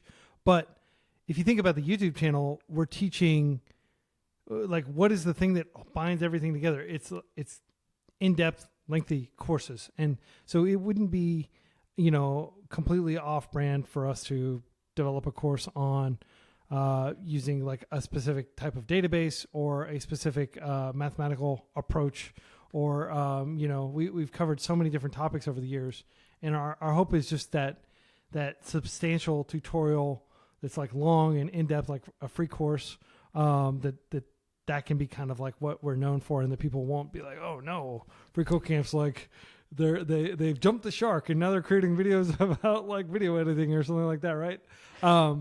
But hopefully people will continue to enjoy and learn from these. And some people who are developers might be doing some video editing and might be like, oh wow, freeCodeCamp has a course on this too. Like I already know freeCodeCamp, so I know it's going to be high quality. Gavin Lawn is the teacher. Oh, I know Gavin Lawn. He teaches all the C# courses. What's he doing teaching this? Well, he does a lot of teaching on video, and he had to learn how to use DaVinci Code, or DaVinci Resolve. So why not go ahead and teach it? And it's precisely what you said, just teaching what you learn as you learn things. Exactly. And I've seen video editors who've got into coding, so to build their own website for their portfolios and stuff. So there's a lot of overlap. Yeah. I want to talk about Eddie Hub. You mentioned Eddie Hub earlier. People are like, what's Eddie Hub? Can I say one more thing first? Because you brought up another really good point that I forgot to mention, but you sparked that. So it's why I love these conversations. You mentioned you're mostly about, maths, English, coding, etc., and you got some, video content. There's actually one thing that really helped me with my content, especially on Twitter, is the 80-20 rule. 80% I stuck in my niche. Open source, that was my niche. Open source web development, so JavaScript, TypeScript, etc., and so forth. But I did 20% outside that. So I did do a bit of Kubernetes, a bit of DevOps, a bit of automation. And I think it's important for people to experiment with that 20% and see. So 80% keep it on brand, but 20% do experiment with stuff. Obviously, it's got to be semi-related, so people couldn't do, I don't know, like I'm into motorbikes, so I don't know if you can see my helmet up there with my GitHub stuff. But I couldn't do like coding and then motorbikes. It would be too different. But like coding and video editing for freeCodeCamp, I think makes sense. And coding and like DevOps also kind of makes sense. So infrastructure as code and so on. So I think People just try and experiment with that 20% and see if something sparks their interest, something sparks their growth of their content that they also enjoy doing, then they can slightly adjust those percentages. Yeah, 100%. But Eddie Hub, so yes, sorry. Yes. Yeah, please tell us about Eddie Hub. So you, obviously you're a dev, you're also open source project maintainer, and one of the aspects of being a project maintainer is you're kind of also maintaining a community, because every open source project, like you look at Linux, if you look at Mozilla, if you look at freeCodeCamp, every kind of developer community that's going in and creating issues and creating pull requests and having discussions about where the project should go from here, like that's kind of a community, even if it's just like a community spread across a whole bunch of GitHub issues pages, yes. Right? And Absolutely. And you actually have a dedicated community, like you have a Discord community, is that? Yeah. That's correct, yeah. Yeah. So we started off, I think, more on GitHub, like you said, and there was GitHub issues, but then we wanted a bit more real-time conversation sometimes, a bit like kind of the hallway track, as you said, the conference, or kind of the coffee machine chat, which you didn't want to have on GitHub. So we created a Discord, and then we started collaborating with other communities as well, which helped us grow, helped them grow. Because as I mentioned before, I think people can belong to multiple communities, not too many, because you want to be active in those ones. And we started doing kind of like monthly community calls, maybe about our open source projects, helping people contribute and upskill to become a maintainer on the projects. And then we also started doing public speaking calls, practice calls, so people could practice public speaking to, I don't know, 50 or 100 people that we had on those calls. And it was super interesting. Some people just would come up at the beginning and just say their name, like literally 5 seconds, and they would find that really hard, but they would do it. And then next time they might give themselves a brief intro, and then, they'd grow. And actually, one person who wouldn't even put their camera on or their microphone on, in Discord, they would just write, a message about, what they're up to that day. Then, within 3 or 4 months, started actually hosting the public speaking calls, which was just amazing to see that growth. It's really, it started over with open source, but kind of has expanded a bit more into kind of like almost like a DevRel community. So it's super, super interesting, and it's just great to see people grow, to see people share their stand-up, like what are they working on that day. We've got a stand-up channel, we've got an achievements channel. I do want to hear about people's achievements, but in the stand-up channel, I want to hear about people's struggles as well. We've also got like a wellness channel, so people can share, I'm going out for a walk today, need a break from the computer, great. And it kind of, people think, oh, I haven't gone for a walk in a couple of days. You know what? I'm going to go for one too. And it's just, like we were chatting here today, like you sparked some ideas or memories and so forth. So it's what we use Discord for. And we try to keep it fairly quiet. We have no random channel. We have no meme channel. We do like to keep it focused on value.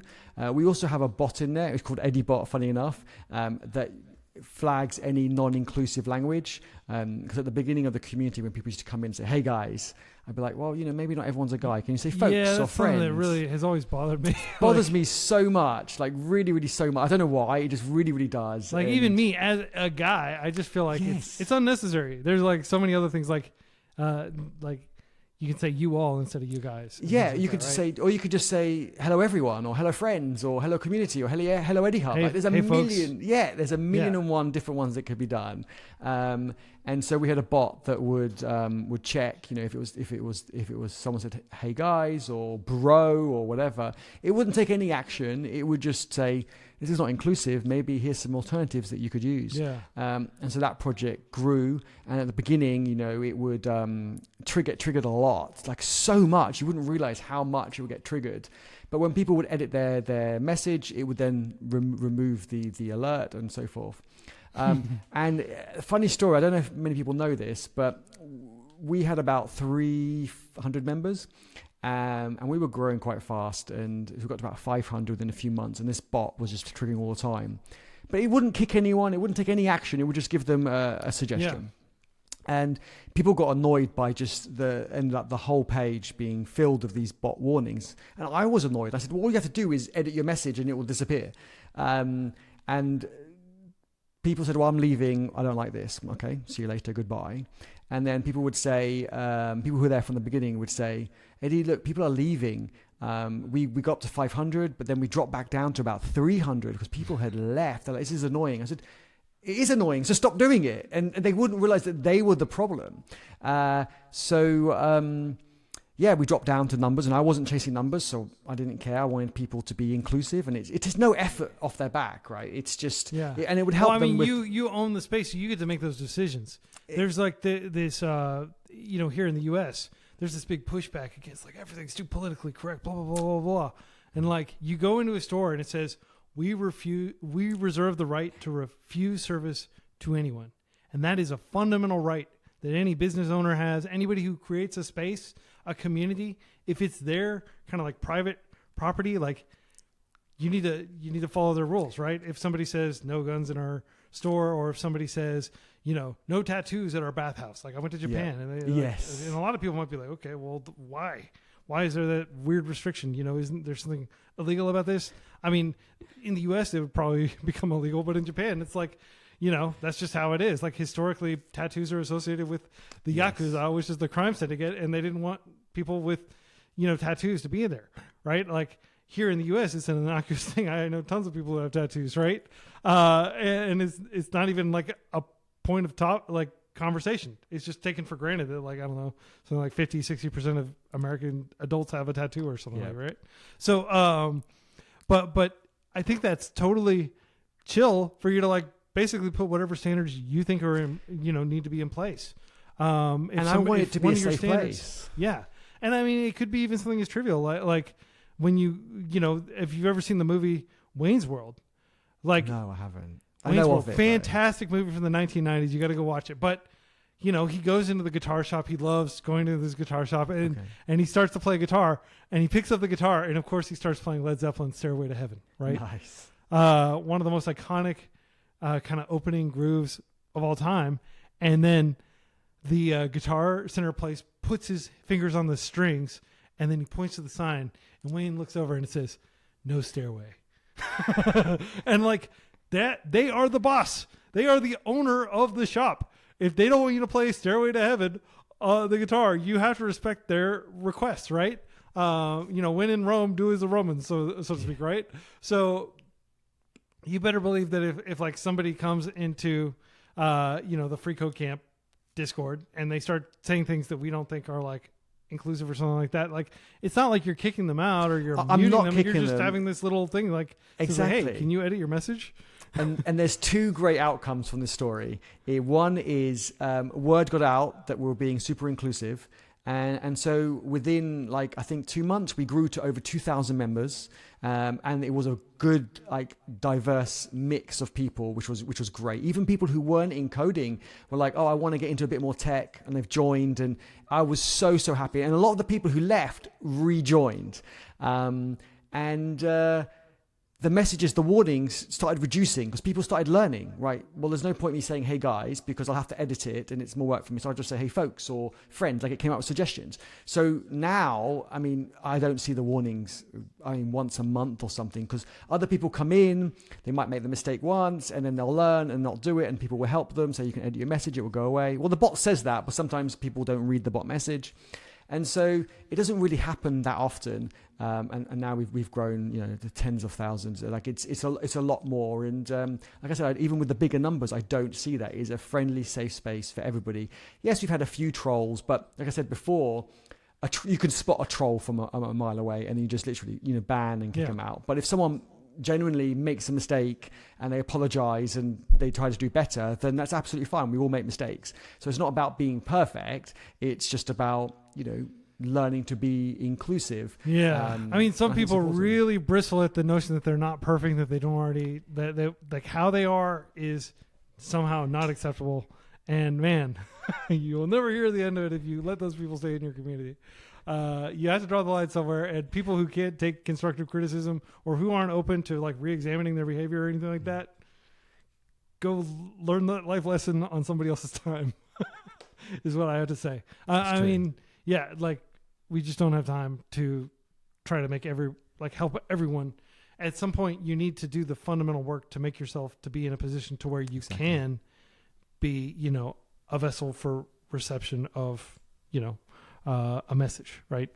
Or, yeah, if someone wants to be helped and they're trying, then you want to help them. If someone's not interested and they're kind of, you know, being lazy and not making an effort, like one thing on Twitter I've noticed is some replies are quite long, which is great. I love reading longer replies. Someone's made an effort, but a lot of them now, you can tell they're all AI generated.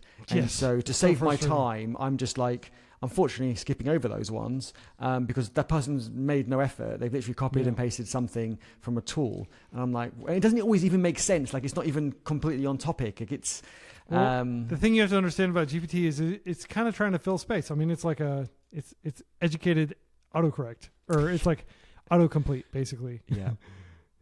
Yeah. So I get a lot of those emails too that are just like, you know, put name here. Yeah, those are funny. Those are great. Yeah.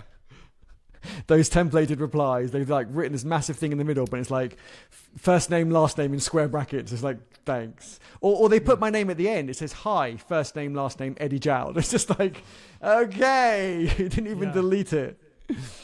Yeah.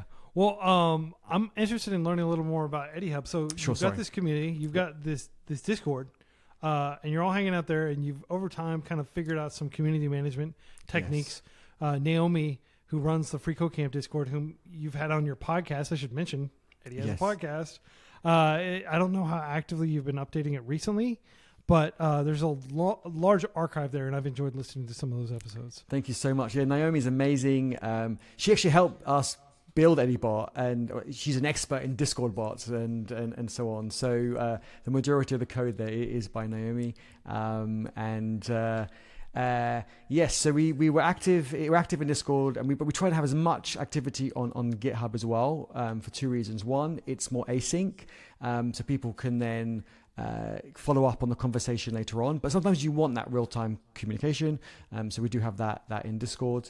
But we try and move as much as we can to GitHub. Also, I really believe that for people to get the kind of the job or the role that they deserve, that they need to demonstrate their not only their coding skills but the communication collaboration skills.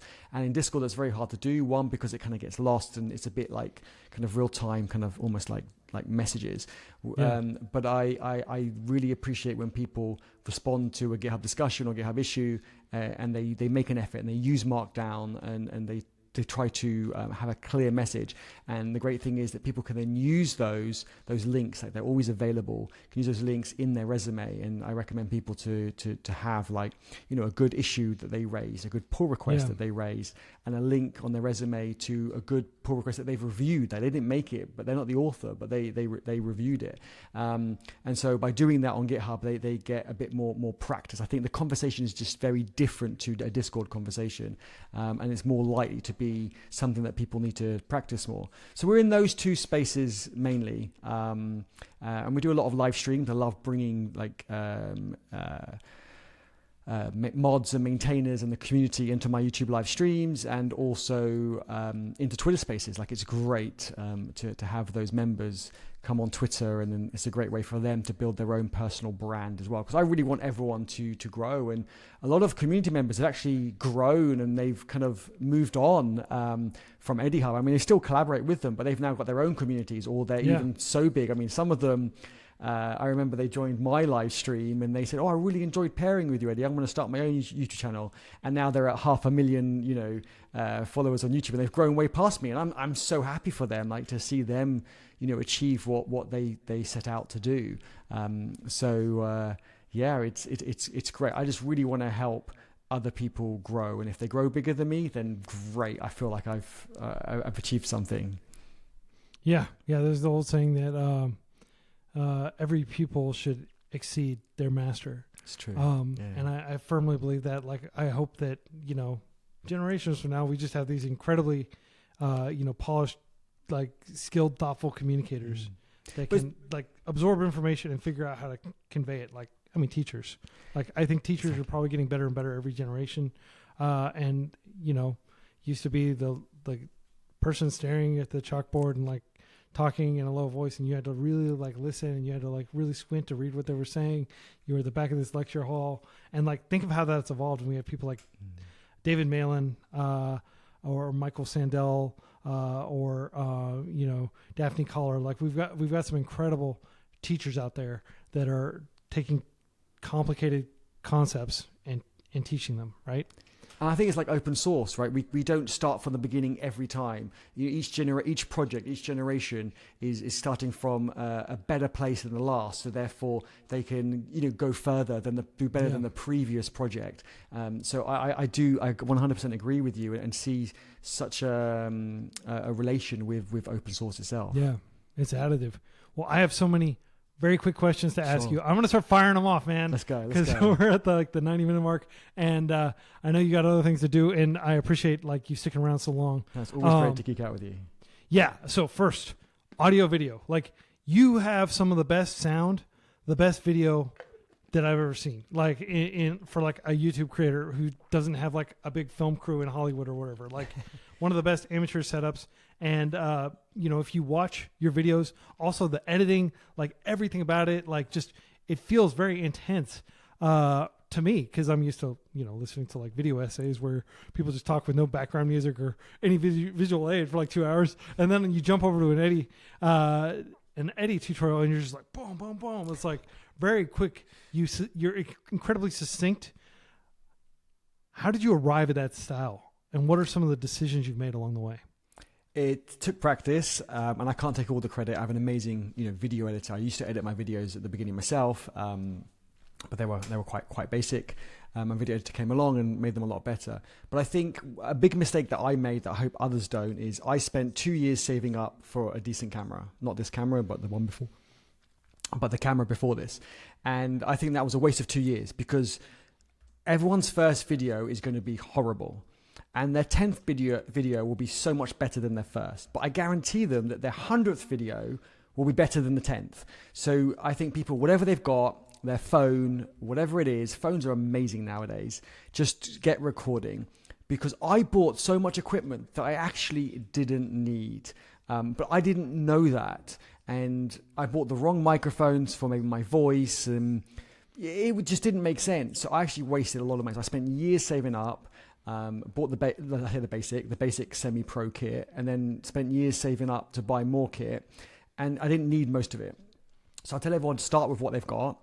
I would then start with audio. That's the first thing to improve before the camera, because if it's a bit grainy, people can put up with that. But if it sounds really bad, then they won't. So I would say improve audio. I went for a Blue Yeti mic. It was about $100, and it was great. There are a couple of different types of mics. So you've got like kind of condenser and dynamic. And it depends on your room. Most people probably want a dynamic mic where you need to be near to it to work. So you have less echo, less reverb, less noise from other people. So as you see, as I walk away, it will get a lot quieter. Same here. I'm getting exactly. And now you probably barely can hear me. Okay, but with a dynamic mic, the thing is, with a condenser mic, it picks up everything. But the problem with that is when you're typing on the keyboard, people can hear it as if the microphone's right on the keyboard. So people need to think about their studio, their environment, and the type of videos they're going to do. Yeah, 100%. And so I would recommend people keep it simple. Like I have a bit of with this mic, you need an amplifier, then you need an interface to the computer. To be honest, it's a great mic, but I think it's way over the top, especially with the compression that you'll get on podcasts and YouTube videos and so forth. So I would say just pick something that works. Like $100 is more than enough. And between $100 and say $1,000, is not much of a difference really, but between say $5 or $0, like in your built-in like earpods or built into the camera or the laptop, spending $30 to $100 is a massive improvement. So I recommend doing that. And then with the camera, to be honest, for most content, like I upgraded my camera recently, and I feel a bit stupid about it. I really wanted this camera. But the chances of me using those extra features are minimal, right? We're recording in 1080p here.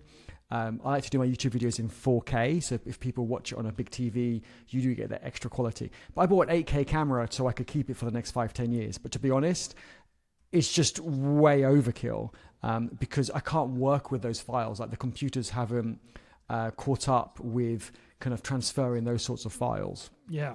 So I should have just stuck with my previous camera, to be honest. And for live streaming and YouTube videos, I'm usually small in the corner. So even at 1080p, I'm like tiny in the corner anyway. So me being 4K makes no sense. The overall like video being 4K makes sense, but I could even go 720 and I would still appear at 4K quality because I've been reduced. Yeah. So people need to think about those things. And I think a secondhand digital camera with a real lens, like a lens and a light.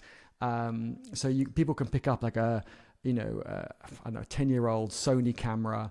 Do check that it's got clean output and doesn't record all the things on the screen, and it's got more than the 30. I think it's the British thing, or European thing. The 30-minute recording limit is gone now in Europe, but it was added to all cameras. What?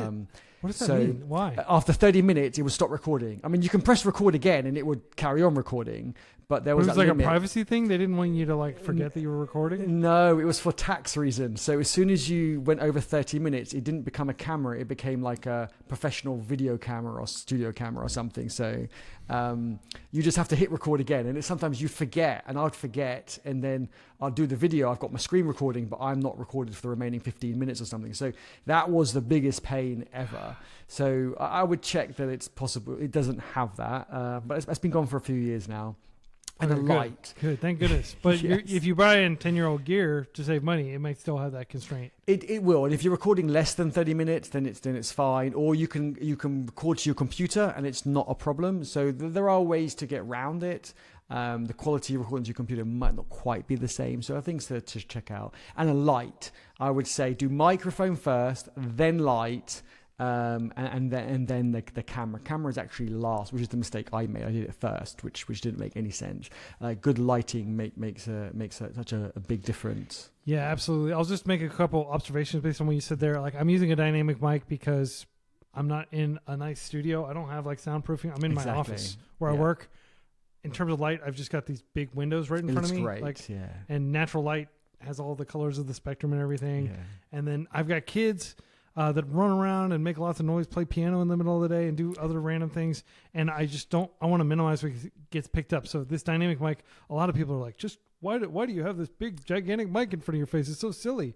Can't you just get a condenser mic? And yes, if I had like perfect circumstances, I would just use like, some overhead mic that's out of the shot. But this works really well. And, like I do, sound mixing and mastering and stuff like that. And like, it works fine for what I'm trying to do in my humble opinion. Occasionally you may pick up some breathing noise. You might pick up like the keystrokes on my keyboard and stuff. But like my goal is not to have, I'm trying to think of like some high production, like Prairie Home Companion type level of audio, just to be able to clearly hear what I'm saying. Right. And I think that works for a lot of cases. As you said, if I'm doing a video, I'm going to be a tiny square down there. So 1080p, like my little Logitech webcam that gets 1080, I think seems to work fine. I paid like $60, $70 for that 5 years ago. So, but thanks for sharing your insights on that. Some other questions. Just to say one more thing on that is when I travel as a digital nomad traveling the world, I travel with my camera, with my laptop, as I mentioned, with my ring light, which is just brilliant. This is a big circle thing. It distributes the light more evenly. Exactly. I used to have like 3-point lighting system and stuff, and it was just too much to travel with. So I got a nice big ring light, fits in my suitcase, really light. I don't travel with this mic as much as I would love to. I just use a wireless lav mic from DJI. I used to use Rode before, and the audio might not be as good, but it's still good enough. And it's a dynamic style. It doesn't pick up all the echo, or if I'm got screaming kids out on the pool outside, whatever. If I'm somewhere tropical, then it doesn't pick up any of that. And that also works. And it's never stopped me from doing content for myself or content for clients. And I don't know if people have seen, I've got a picture on Twitter I shared a while ago of my original studio before I became the digital nomad, and it was just overkill. I had so much equipment that I just kept adding to it more and more, and it was overkill. It actually got in the way of me creating content because I was always trying to tweak things and understand things and learn things, and it just delayed the whole process. So just like we say with coding, we need to keep it simple. Yeah, 100%. You are constantly learning new things because you're constantly creating new courses around different things. What is your information diet like, and how do you approach just like taking in information throughout the week? So I feel I'm a pretty slow learner. I've worked with people and people in the community who pick things up so quickly, and I'm not like that, unfortunately. So I try to split my time with learning a bit from Twitter. I'm very, as I mentioned before, on the block button with trolls, but also on the mute button or removing keywords. So you mentioned memes before. I'm really not into memes. I feel they just fill my feed, and because everyone likes them, they do really well, and the algorithm keeps pushing them towards me. So I actually mute accounts that only do memes. If someone obviously shares one occasionally, then there's not a problem. But I try to curate my content on my Twitter timeline. Same with LinkedIn, same with YouTube, and I bookmark videos that I want to watch later. I have a routine where in the morning when I have breakfast is when I kind of consume content. I'm getting back into reading and writing on Substack, and I really like they got like a Twitter-like style notes, and that is just really focused on education in terms of DevRel, marketing, coding. Is just really, really awesome. It's less algo driven. It's more the people you follow. And so I'm spending more and more time on Substack, and I love that the content is quite focused. Like I don't know, I find on most platforms, Instagram, Twitter, or YouTube, you have to scroll a lot to get to what you want. Whereas on Substack, I find that it's the other way around. Like 90% of what I see is what I want to read more about and absorb. So that works really, really well for me. I don't spend any time on the news, or I know nothing about world politics or news or what's going on in the world. I really try to focus on tech. So that works really well. And daily.dev, I belong to a few squads in there. I have my own DevRel squad in there, and that allows me to see what other people are reading and learning from as well. So I just see a lot of freeCodeCamp content get put on there, and that's a great way for me to see the freeCodeCamp content that is more focused on what I want to learn about as well. So, Python's great. It's really popular, for example, but it's not something that I want to learn about. So I'm in, say, day.dev JavaScript groups or web dev groups and so forth. So that's really good. So that's kind of how I consume my content, and I like to then kind of build certain things. I might make small projects, or I might make a branch in my project and have a play with a certain library or tool or technique, and to see if it's something that I want to use going forward. Wow, the sun has just really exploded. The blinds are down and the sun's just really come out for once. It's been a really dark day, so sorry. Yeah, that's great. For that. So another question I have for you, like just to summarize what you're doing, you're using like aggregation tools like daily.dev, which frequently features freeCodeCamp. I've talked to the daily.dev team. They seem chill. And then, so you're learning, and it's impressive to me that you admit that you're kind of a slow learner, and that you're not like curious about everything. You are more narrow in what you're specifically interested in actively learning, just because you're trying to like triage, and so you're not necessarily following all the comings and goings of the parliament or whatever.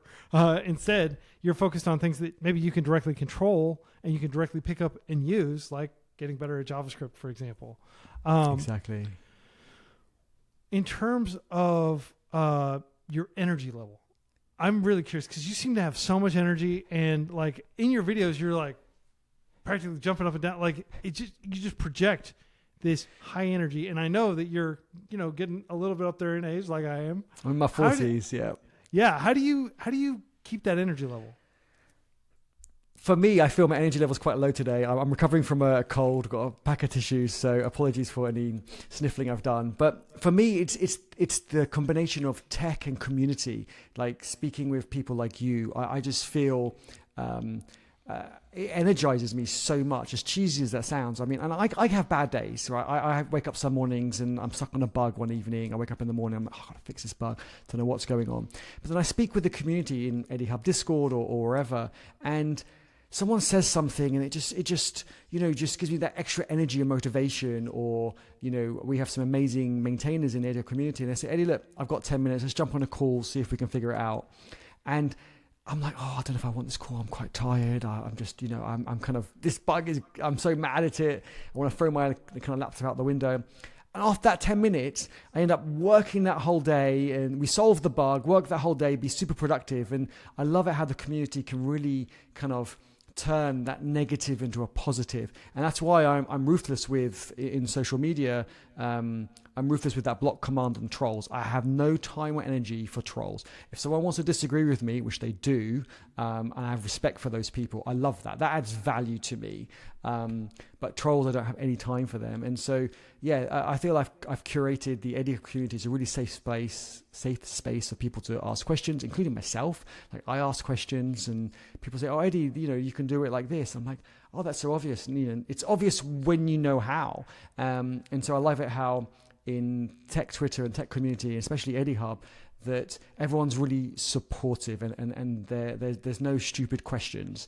And so I love that. And that's what gives me the energy. And like I say, collaborating with people like yourself who are just awesome. I mean, that's what gives me energy. And today has been amazing to chat with you, Quincy, because you've got so much energy and you've built something wonderful that companies with hundreds of millions of dollars can't build. Like, you've built something from nothing, which is just super, super impressive. And I think you're going to leave, such a legacy that, one day you're going to retire, that you're probably going to pass this on to someone else.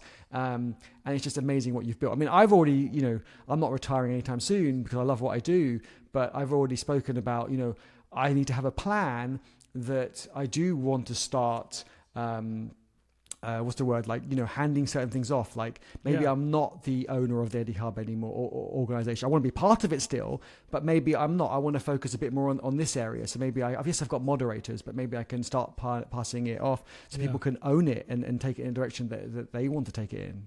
Yeah, owning it in kind of like the product management sense. Exactly. Not necessarily like literally owning it. FreeCodeCamp, for example, like, we're a charity, so like, we're owned by the public. Okay. And like, there's a Quincy gets hit by a bus succession plan type thing. But I have no intention of stepping away from the steering wheel. I'm having so much fun. Yeah, exactly driving this bus, Simpson style. And I'm next to you, in maybe not in a bus, maybe in a little car, going, I'm trying to keep up. But you're right. This is, we all support and motivate each other, which is just amazing. Yeah. Yeah. And I mean, you said that I made this from nothing and stuff. And like, this community, we don't have the resources that obviously like a Google or a Microsoft has, but we do have the massive resource that is open source. Like, we already started with so many different components we could pull off the shelf. We already started with, like, Linux web servers and Git. Like, we started with all these NPM libraries that we needed and everything. And so, we of course maintain a project, but we also consume so many open source projects.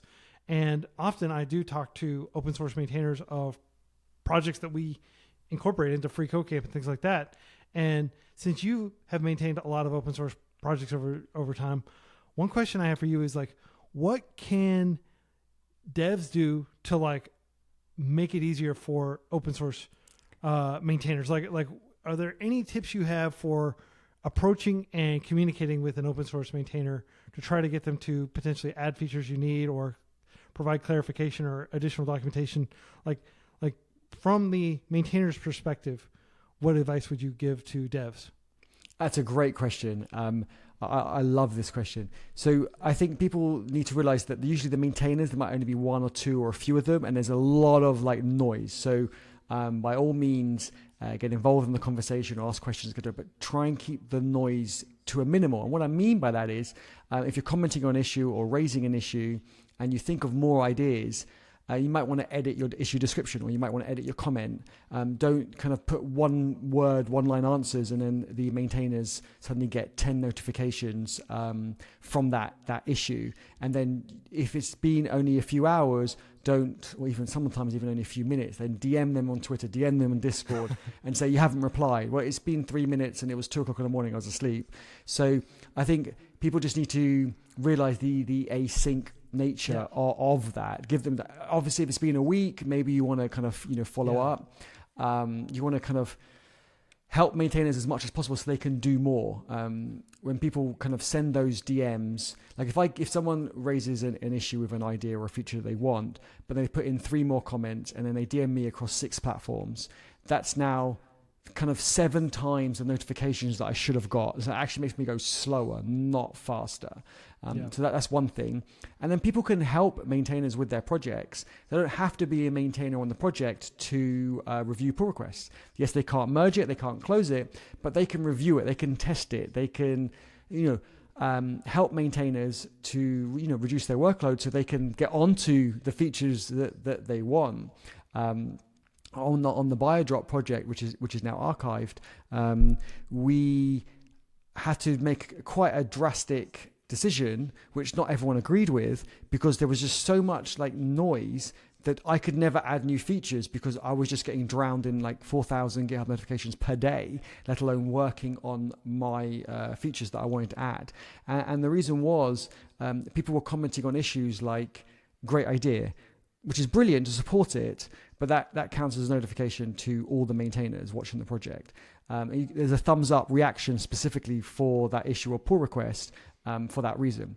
But then people would say, can you assign this to me? Can you assign this to me? So if someone raised an issue, say at midnight, my time, I wouldn't see it till the next morning. I would suddenly have over 100 comments of, can you assign this to me? And for me, it's great that they want to get involved, but that created 100 notifications for me to go through and to clear out and all the rest. And so what we did, a drastic decision we made was until an issue was triaged, it would get created and get locked. So no one could comment and assign it to me until it was triaged. Maybe the description was flushed out a bit more by the maintainers. And now it's ready for dev. It will be unlocked and people could comment, people could discuss and so forth. So that reduced my notifications down massively. Actually, tell a lie. Originally, I was probably at about 10,000 a day and I went down to about 2,000 after doing that. So that's still a ton of notifications. My goodness. It was a lot. It was a lot. But it made a massive impact. 80% just went, even maybe 90% just went from that. It was just too much noise. Yeah. But then people realized, now the project's going faster because the maintainers aren't drowning in notifications. And then people started helping with reviewing pull requests. So when I'd come to a pull request, a lot of the things like lock files committed or the formatting isn't correct, please run the linter, etc. and so forth, or the GitHub actions failed because of this automated test, can you either fix the test or fix your code? A lot of that stuff was taken care of by the community. And so when the maintainers got to it, it was 95%, 99% ready to just have that final check and we can get it merged and move on. So we started going a lot faster. So we try to kind of encourage people to review pull requests and also see if there were duplicate issues and all the rest. It just really helped us run a lot smoother. So then we started really pumping out the features and the bug fixes. So I would say just try and help maintainers as much as you can. And you don't need that maintainer badge to do 99% of things.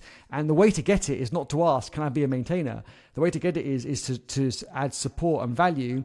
And then they'll say after, you being consistently doing that, hey, look, you're doing a great job. Can you become a maintainer and actually, do it with the maintainer badge? Yeah.